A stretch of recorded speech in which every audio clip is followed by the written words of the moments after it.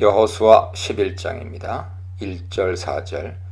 야빈은 하솔성 인근의 세 왕들과 동서남북의 모든 왕들에게 전령을 보내 연합군을 구성했습니다. 마돈, 시므론, 악삽은 하솔에 인접한 도성들이었습니다. 여호수아 12장 19, 20절에 하솔과 나란히 기명되어 있는 것으로 보아 하솔과 가장 가까운 도성들로 모두 갈릴리 북부 지역에 위치한 것으로 추정됩니다.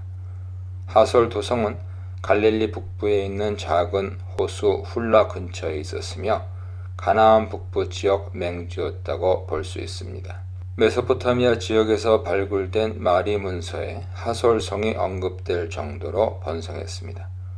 고고학적 발굴 결과 하솔은 주전 3000년경에 세워진 도성으로 보이며 한창 번성했을 때는 인구 2만 명에 이르는 큰 도성이었음이 드러났습니다. 연합한 다른 도시들은 마돈, 메롬과 시므론과 악삽입니다. 이 세 도시들은 모두 평원에 위치합니다. 따라서 경제적으로도 주변 다른 지역에 비해 부유한 국가들입니다. 이들은 말과 전차로 무장했습니다.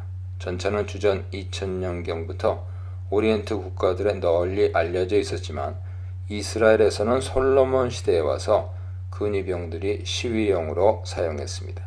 여호수아가 이끄는 군대는 보병입니다. 그러나 가나안 도시 국가들이 이끄는 부대는 전차 부대입니다. 이들이 평지에서 전투할 경우 전투력에 있어서 압도적인 우위를 차지하게 됩니다. 하지만 이스라엘은 하나님의 지시와 인도하에 있었습니다. 2절의 북쪽 산지는 갈릴리 호수 북쪽 산지를 가리킬 것입니다. 그렇다면 헤르몬으로 올라가는 훌라 호수 북쪽을 가리키죠. 평지는 원화가 슈필라인데 유다 산지와 샤론 평야 사이에 약간 경사진 비탈지대를 가리킵니다. 도르는 지중해 해변에 위치한 도성으로 갈멜산 남쪽 13km 지점에 위치했습니다. 높은 곳, 나파란 표현은 도르가 높은 지대 요새였던 것으로 보입니다. 갈릴리 호수와 지중해 사이에 동서로 넓게 펼쳐진 이스라엘 평원에 인접한 남쪽 지역을 여기서는 평지, 쉐펠라라고 지칭한 듯합니다. 3절은 가나안, 아모리, 헷, 브리스, 여부스, 히위 6부족을 총망라합니다. 이 6부족들은 여호와께서 시내산에서 모세에게 쫓아내라고 명하신 부족들이죠. 신명기 7장 1절에는 기르가스 족속이 하나 더 첨가되어 7부족이 언급됩니다. 5절입니다. 야빈 연합군이 메롬 물가에 진쳤습니다. 메롬은 갈릴리 북부에 위치한 한 도성의 명칭이었을 것 같습니다. 하지만 그 정확한 위치는 알 수 없습니다. 메롬 물의 원어는 메이 메롬인데 여기서 전치사 엘이 붙어 있습니다. 메이가 물, 호수, 바다를 가리키는 명사므로 메롬이란 도성 근처에 메롬이라 불리는 호수가 있었던 것 같습니다. 연합군은 이 호수 곁에 진쳤는데 그 수효가 해변의 모래와 같이 많습니다. 6절로 15절입니다. 6절로 9절에 이스라엘과 연합군의 전투 과정이 묘사되고 있습니다. 전투는 여호와께서 격려하시고 그들로 말미암아 두려워하지 말라. 내일 이맘때에 내가 그들을 이스라엘 앞에 넘겨주어 몰살시키리니 말씀하셨죠. 그리고 명령하시면서 너는 그들의 말 뒷발의 힘줄을 끊고 그들의 병거를 불사르라 하시면서 시작합니다. 이 전투는 여호와께서 시작하시고 주도하신 거룩한 전쟁인 것입니다. 여호수아가 여호와의 명령에 온전히 순종하여 두려움 없이 기습 선제 공격을 감행함으로써 승리했습니다. 여호수아의 부대가 기습하여 말 뒷발의 힘줄을 끊고 병거를 불살랐다는 보도에서 독자는 여호와 하나님의 전쟁이 군사의 수요나 무기에 달려있지 않음을 깨닫게 됩니다.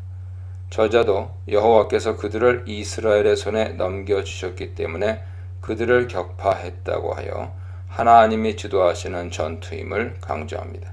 하지만 거기에는 반드시 하나님의 행위에 대한 신뢰가 절대적으로 필요합니다. 이 약속의 땅을 차지하는 것은 이스라엘의 전투력이 아니라 이스라엘의 순종에 달려있는 것이죠. 여호수아는 추격에서 돌아와 가나안 연합국을 정복하고 도시를 파괴했습니다. 여호수아는 진멸하라는 헤렘 원칙을 철저히 준수했습니다. 하솔을 취하고 그 왕을 칼날로 쳐 죽이고 그 가운데 모든 사람을 진멸하여 하나도 남기지 않았습니다.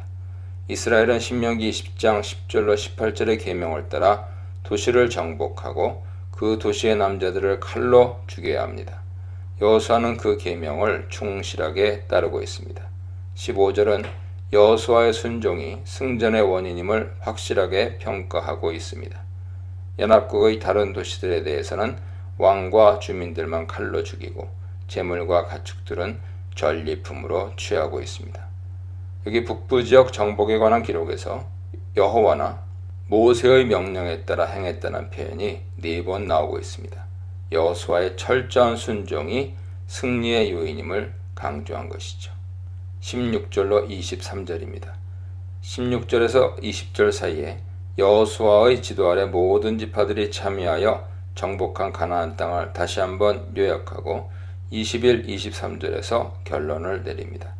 땅 전체가 정복되었다는 점, 계명에 따라 모두 진멸했다는 점, 전쟁이 오랫동안 지속되었다는 점을 언급하고 있습니다. 16절에 나온 산지와 온 남방과 평지와 아라바는 여호수아가 정복한 사방 경계를 나타냅니다. 16절 하반절에 언급된 산지와 평야는 가나안 중부 지역의 유다 산지 및 쉐펠라 경사지를 가리키죠. 여호수아는 가나안 북부 지역을 점령한 데 이어서 중부 지역과 남부 지역을 다 점령했다는 뜻입니다. 여기 고센 온 땅은 애굽의 고센이 아니라 가나안 남쪽을 말하는 듯합니다. 17절은 이스라엘의 남북 경계를 표현합니다. 세일, 한락산, 헤르몬산 아래 레바논 골짜기의 바알갓이 언급됩니다. 17절은 여호수아가 점령한 가나안 땅의 최남단에서 최북단까지를 표시합니다. 18절에서는 가나안 정복은 신속하게 진행된 것이 아니라 장기간 힘겨운 싸움 끝에 완성되었다고 말하고 있습니다. 이스라엘이 가나안에 들어섰을 때 가나안 성읍의 왕들은 여호와 하나님께 회개하고 돌아올 생각은 조금도 하지 않았습니다. 그들은 마음이 완악하여 이스라엘과 싸우러 나왔기 때문에 이스라엘은 그들과 화친을 청할 기회도 갖지 못했습니다. 세상을 지배하고 있는 권력자들은 평화의 길을 알지 못합니다. 예수님도 예루살렘을 보고 우셨는데 예루살렘이 평화의 길을 알지 못했기 때문이었습니다. 바울 사도도 이 점을 한탄했습니다. 로마서 3장 17절 보세요. 21, 23절에서는 거인족 아낙 사람들을 모두 멸절했다고 언급합니다. 15장 14절에 따르면 헤브론과 그 주변 땅을 정복한 사람은 갈렙입니다. 21절의 산지는 원어로 하르인데 여호수아 11장에 9차례 반복됩니다. 여기서는 3차례나 반복되죠. 맨 처음 나오는 산지는 아마도 남부 지역의 산지일 것입니다. 21절의 유다 산지는 가나안 중부의 산지이며 이스라엘의 온 산지는 북부의 산지를 가리킵니다. 그러므로 이 구절의 의미는 가나안 전역의 산지를 점령하고 살던 거인족 아낙 사람들을 여호수아가 다 진멸했다는 뜻입니다. 이 의미는 민수기 13장의 아낙 사람들과 직결됩니다. 가데스에서는 이스라엘이 아낙 사람들의 위용을 듣고 겁에 질려 모세를 원망한 바 있습니다. 여호수아가 이끈 순종의 결과 가나안 땅에 전쟁이 그쳤습니다. 군사적 열세와 신앙적 우세, 변치 않는 대적과 변한 이스라엘, 철저한 진멸과 남겨둔 대적에 대해 묵상해 보시기 바랍니다. 여호수아 12장입니다. 1절로 6절. 1절에서는 요단강 동쪽 땅의 규모를 나타내고 있습니다. 그 땅의 남쪽 경계는 아르논강이며 북쪽 경계는 헤르몬산이 있는 고원지대입니다. 3절에서는 지역이 확대되어 긴네렛 호수에서 사해까지, 즉 요단 동쪽 전체를 표현합니다. 그 사이에 있는 것이 헤스본의 왕 시혼과 바산의 왕 옥의 땅이었습니다. 시혼은 헤스본을 수도로 하여 다스리는 아모리인들의 왕입니다. 아모리인들은 요단강 동쪽에 거주하는 사람들을 통칭하는 표현이지요. 이스라엘 시대 이전에 요단강 서쪽에 살았던 사람에게도 이 표현이 사용되었습니다. 그가 다스리는 지역은 아르논에서 야복강까지입니다. 1절 문장은 주어가 이스라엘 자손입니다. 요단 동편 지역을 점령한 주체를 이스라엘 자손이라고 명명한 것이죠.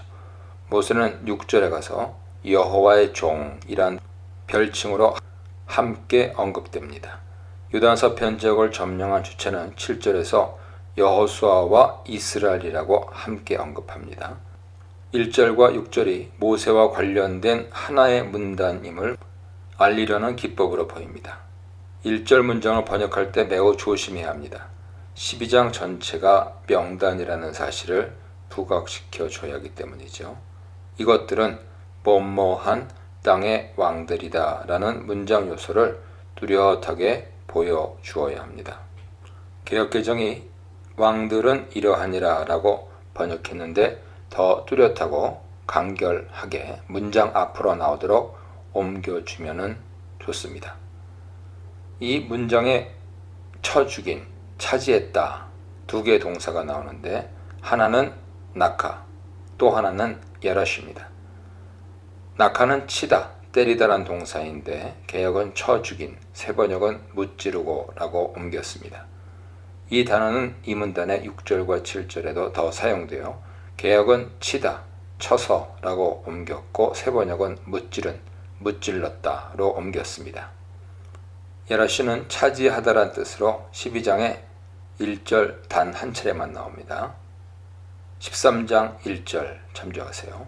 전반절에 해돋는 쪽 요단강 건너편에서 라는 수식어는 후반절에서 동격으로 아르논 골짜기에서부터 헤르몬 산에 이르는 지역과 아라바 동편 온 지역이 됩니다. 아르논 골짜기 원어는 나칼 아르논인데 나칼을 골짜기로 옮겼습니다. 나칼은 보통 우기에만 물이 흐르는 건천을 가리키죠.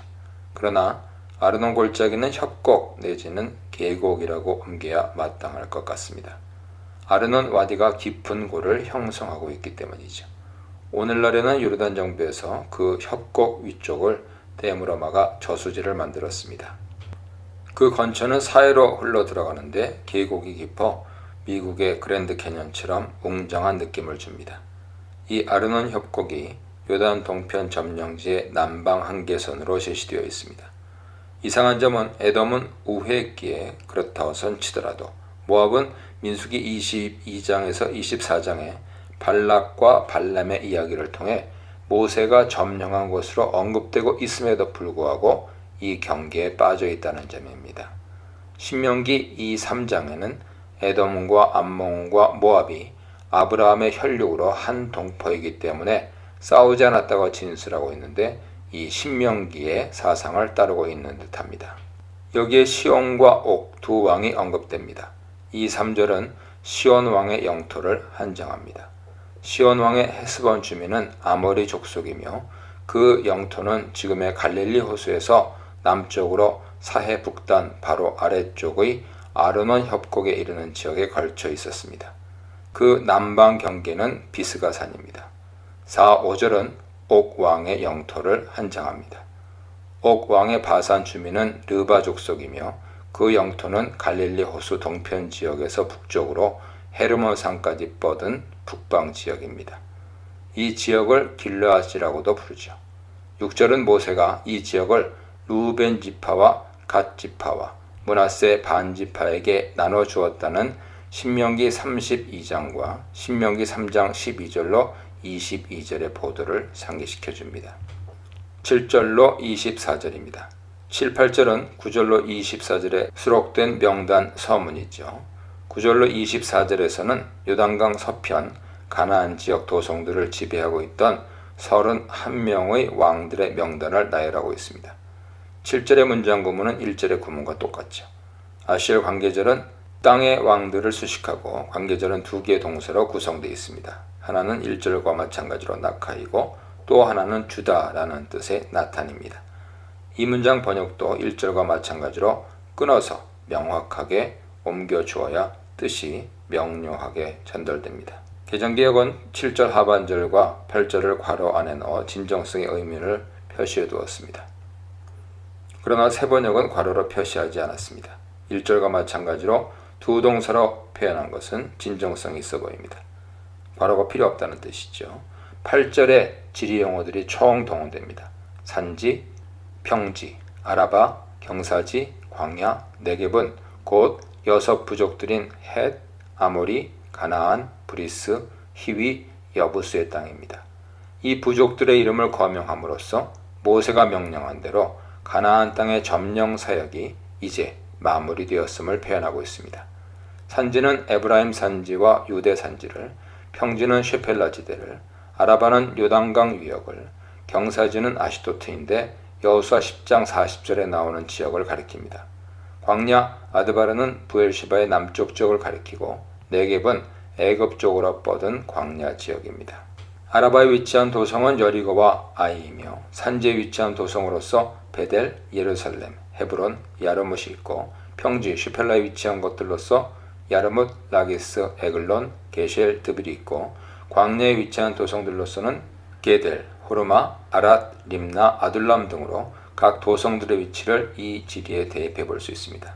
그런데 도성들을 언급하는 방향이 여호수아가 가나안 땅을 점령한 방향과 동일하게 여리고에서 출발하여 서편으로 나가다가 남쪽 예루살렘으로 내려가고 헤브론에서 서편으로 쉐펠라 서단까지 나아가서 다시 남쪽 광야 지역으로 나갑니다. 그리고 베델에서부터 다시 유대 산지로와 북쪽으로 올라와서 하솔까지 올라갔다가 다시 남하하여 무깃돌을 거쳐 길갈로 되돌아오는 동선을 취하고 있습니다. 이러한 장황한 도시 명단을 통해 가나안의 주요 도시들을 다 망라합니다. 이로써 1장에서 12장 전체를 통해 여호수아가 하나님의 명령대로 모세의 지시대로 가나안 정복을 마무리했음을 보여줍니다. 모세의 순종, 여호수아의 순종에 대해 묵상해 보시기 바랍니다. 여호수아 13장입니다. 1절 땅 분배 단락은 여호수아가 나이 많아 늙었다는 말로 시작합니다. 당시 여호수아의 나이가 얼마나 되는지 정확히 알 수는 없습니다. 14장 10절은 여호수아와 함께 정탐꾼으로 활동했던 갈렙의 나이를 85세로 소개하죠. 당시 여호수아의 나이를 추론할 수가 있죠. 본문은 이스라엘 백성들의 얻을 땅이 매우 많이 남아있다고 밝힙니다. 그런데 얻을 땅이 매우 많다는 말은 11장 23절의 내용과 상충하는 것처럼 보입니다. 그렇지만 이 둘의 차이는 강조점의 차이나 상징적인 의미와 실제적인 의미의 차이로 볼 수 있습니다. 즉 11장 23절이 조상들에게 하신 땅에 대한 하나님의 약속의 성취를 강조하는 반면 13장 1절은 아직 완성되지 않은 땅 정복의 과업을 강조하는 것입니다. 또한 11장 23절에서 여호수아와 이스라엘 백성들이 가나안 땅의 중요한 거점들을 정복했기 때문에 상징적인 의미에서 온 땅을 점령했다고 한다면 13장 1절은 실제로 정복되지 않고 남아있는 지역들을 언급하고 있습니다. 어떤 의미에서 가나안 땅 정복은 이미 이루어졌지만 아직 완성된 것은 아닙니다. 2절로 6절 상반절입니다. 미 정복 지역에 대한 묘사는 가나안 땅의 남부, 서부, 북부 지역 순으로 소개됩니다. 남부 지역의 미 정복 지역으로는 먼저 블레셋과 그 인근 지역이 언급됩니다. 블레셋 사람들은 본래 크레타 지역 사람들로 13세기경 팔레스틴 서쪽에 정착한 해양 민족으로 알려져 왔는데 성경에 의하면 그 이전부터 가나안 땅에 정착해 있던 것으로 보입니다. 창세기 21장, 26장 참조하세요. 당시 블레셋은 가사, 아스돗, 아스글론, 가드, 에그론이라는 5개의 도시국가들의 연합체로 구성되었고 왕이 아닌 세렌이 블레셋의 통치자로 알려져 있습니다. 서쪽의 미 정복 지역은 가나안 족속의 땅과 시돈 사람에게 속한 땅, 즉 아모리 족속의 경계인 아벡까지입니다. 여기에서 가나안 족속은 가나안의 7 족속 중의 하나로 팔레스타인의 해안 지역에 거주했던 족속을 가리킵니다. 아벡은 지금의 베이루트 북동쪽에 위치한 곳으로 아모리 사람들의 성읍입니다. 북쪽의 미정복 지역은 그발 족속의 땅과 레바논, 바알갓과 하맛 지역이죠. 레바논에서부터 시돈 사람의 땅입니다. 민수기에 의하면 하맛과 시돈 사람의 땅은 가나안의 북쪽 경계를 설정합니다. 민수기 34장 보세요. 이곳에 언급된 지역을 정복하는 것은 여호수아의 몫이 아닙니다. 여호수아가 할 일은 하나님께서 이 지역의 거민들을 물리치실 것을 믿고 가나안 땅 전체를 이스라엘 백성들에게 분배하는 것이죠. 6절 하반절로 7절입니다. 미정복 지역을 열거하신 후에 여호수아에게 땅 분배를 명령하십니다. 비록 아직 정복되지 않은 지역이지만 그 땅도 하나님께서 허락하실 것이라는 약속의 말씀입니다. 하나님께서 가나안의 족속들을 쫓아내심 같이 남아있는 족속들도 쫓아내실 것입니다. 여호수아는 이 약속을 믿고 남은 땅을 이스라엘 백성들에게 기업으로 분배해야 합니다. 기업으로 번역하는 히브리어 나할라는 유산 혹은 유업을 가리키는 용어죠. 이것은 자식이 상속자로서 아버지의 재산을 물려받는 것을 의미합니다. 이것은 이스라엘 백성들이 언약을 통해 하나님의 자녀가 되었음을 의미합니다. 8절입니다. 8절로 13절은 므낫세 반지파와 르우벤 지파 그리고 갓 지파가 유업으로 받은 땅의 경계를 설정합니다. 이 땅은 모세가 아모리 왕 시혼과 바산 왕 옥으로부터 탈취한 성읍과 영토죠. 요단 동편의 땅은 원래 약속의 땅인 가나안에 속하지 않은 땅이었습니다. 그렇지만 요단 동편의 두 지파 반이 그 땅을 모세에게 기업으로 요청했고 모세는 그들의 요청을 들어주었습니다. 이러한 배경에서 저자는 요단 동편의 지파들이 모세를 통해서 그 땅을 유업으로 받았음을 강조합니다. 요단 서편의 땅이 여호수아를 통하여 하나님으로부터 유업으로 받은 땅인 반면 요단 동편의 땅은 모세를 통하여 하나님으로부터 유업으로 받은 땅입니다. 저자는 이를 통해 요단 동편의 땅도 요단 서편의 땅, 가나안 땅과 동일하게 하나님의 유업임을 강조합니다. 9절로 12절입니다. 요단 동편의 땅 분배는 모세에 의해 이루어졌습니다. 요단 동편의 경계에 대한 기술은 남에서 북으로 올라가는 방식으로 이루어집니다. 요단 동편 경계의 최남단은 아르논 골짜기에서 시작합니다.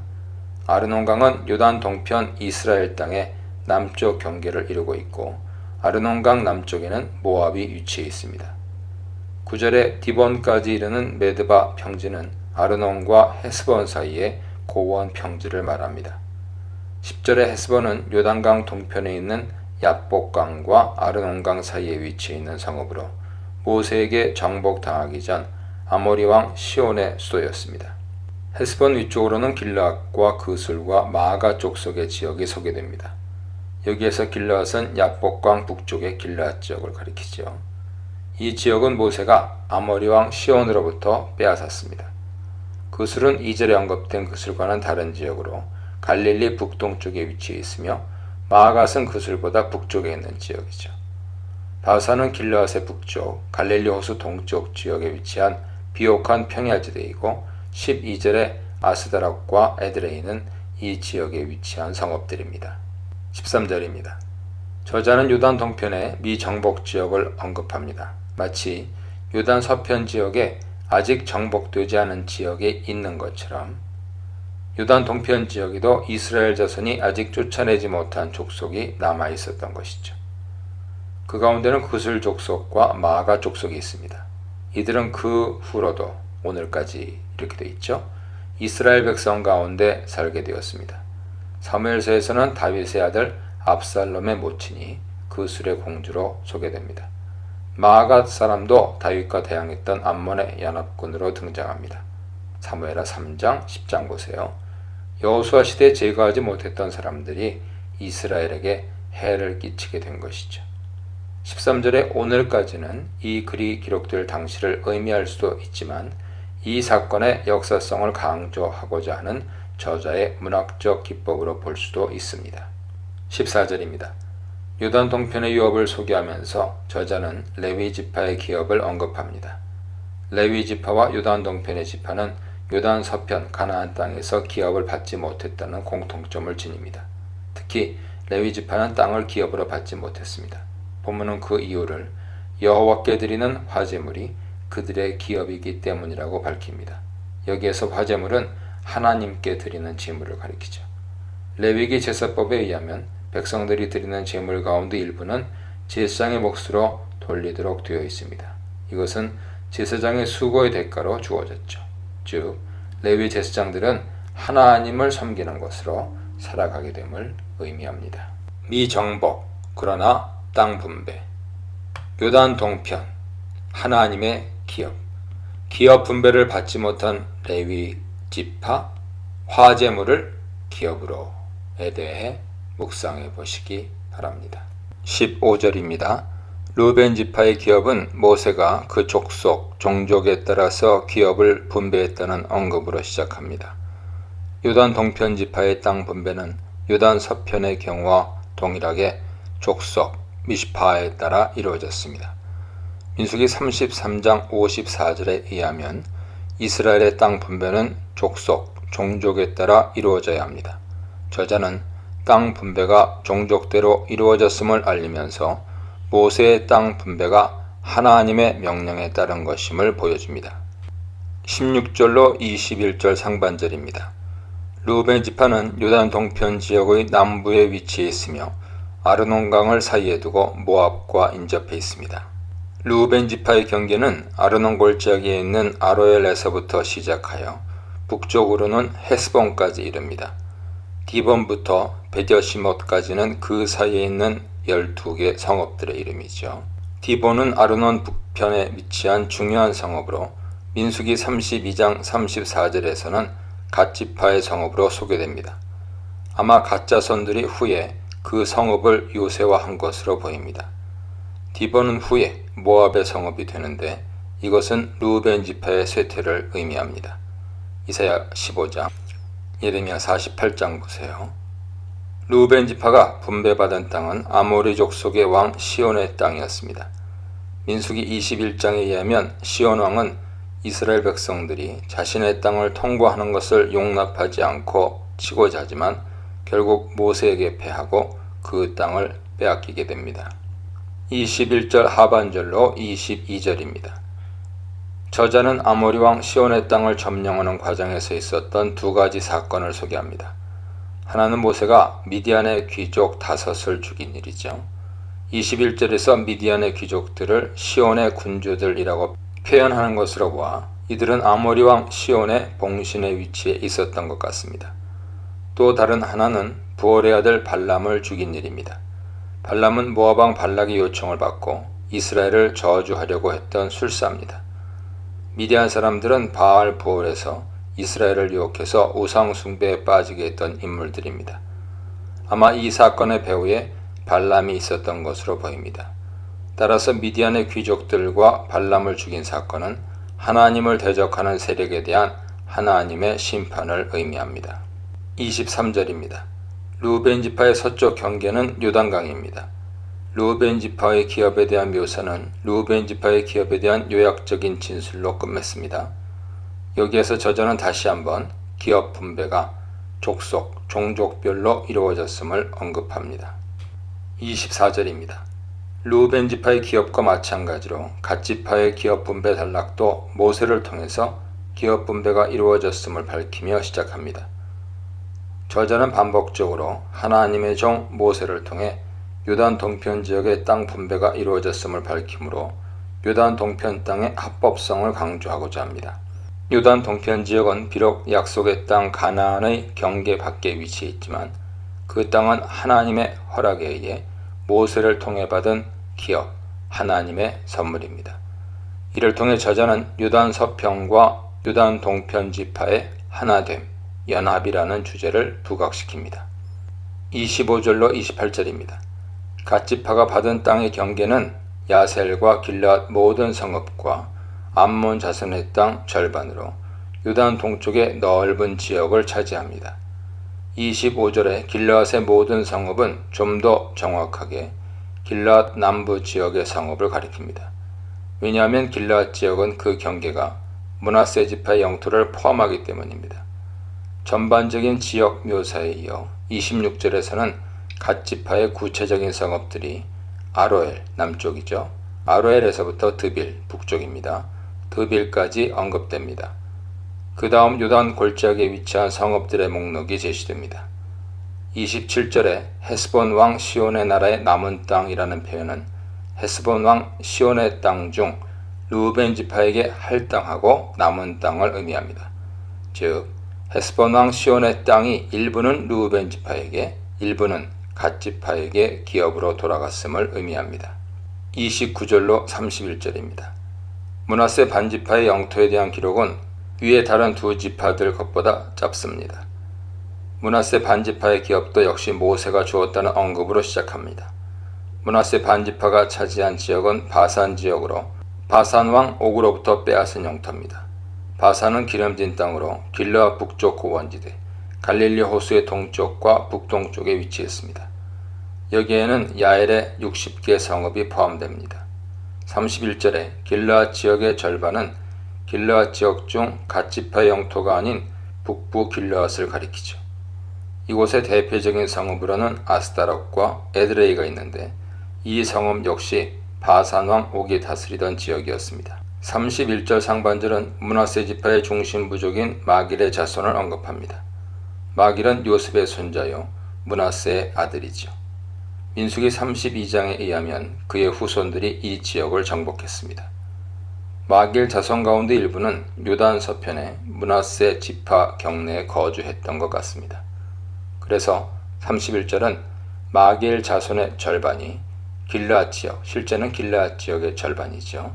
길르앗 지역을 기업으로 받았다고 합니다. 32절로 33절입니다. 본문은 모세에 의해 분배받은 요단 동편의 두 지파 반의 기업에 대한 전체적인 요약입니다. 32절은 이 지역의 땅 분배가 모압 평지에서 이루어졌음을 밝힙니다. 이어서 33절에는 땅을 기업으로 받지 못한 레위 지파에 대한 언급이 나옵니다. 레위 지파가 땅을 받지 못했다는 말은 르우벤 지파의 땅 분배를 시작하기 바로 전에도 등장하죠. 즉 요단 동편의 땅 분배 단락은 레위 지파에 대한 언급으로 둘러싸인 인클루지오 형식입니다. 저자는 이런 방식으로 가나안 땅 요단 서편에서 기업을 받지 못한 요단 동편의 두 지파 반과 레위 지파를 연결합니다. 이것은 저자가 암묵적으로 요단 동편 지파들의 정체성을 확인하는 의미입니다. 레위 지파에게 기업을 주지 않은 이유는 여호와께서 그들의 기업이 되시기 때문이죠. 앞에서는 여호와께 드리는 화제물이 그들의 기업이라고 했는데 이제는 여호와 자신이 레위인의 기업이라고 말합니다. 따라서 33절의 표현은 14절의 경우보다 더 발전된 형태입니다. 하나님께서 레위인에게 기업을 허락하지 않은 이유는 두 가지 때문으로 보입니다. 첫째는 레위인들로 하여금 하나님을 섬기는 일에 전념하도록 하기 위함이고, 둘째는 레위인들의 사명이 각 지역에 흩어져서 율법을 가르치는 것이기 때문입니다. 결국 레위인들은 땅을 기업으로 받지 못했지만 다른 지파들보다 더 좋은 기업을 받게 된 것이죠. 르우벤, 갓, 므낫세 반지파가 요단 동편을 기업으로 요청한 것이 현명한 판단이었는지에 대해서는 의문의 여지가 있습니다. 그들이 요단 동편을 차지함으로써 궁극적으로 이스라엘의 영토가 넓어졌다는 면에서 긍정적일 수 있습니다. 그렇지만 요단 서쪽에 비해 동쪽 지역은 자연적인 경계가 없기 때문에 끊임없이 외적들, 모압, 암몬, 아람, 아라비아, 미디안, 아말렉 등이죠. 외적들의 침입에 시달려야만 했습니다. 결국 아수르 왕의 침공으로 가장 먼저 포로로 끌려가는 운명을 맞이하게 됩니다. 정복과 심판, 모세의 분배와 가족대로 분배, 하나님 한 분만으로 만족하는 삶에 대해 묵상해 보시기 바랍니다.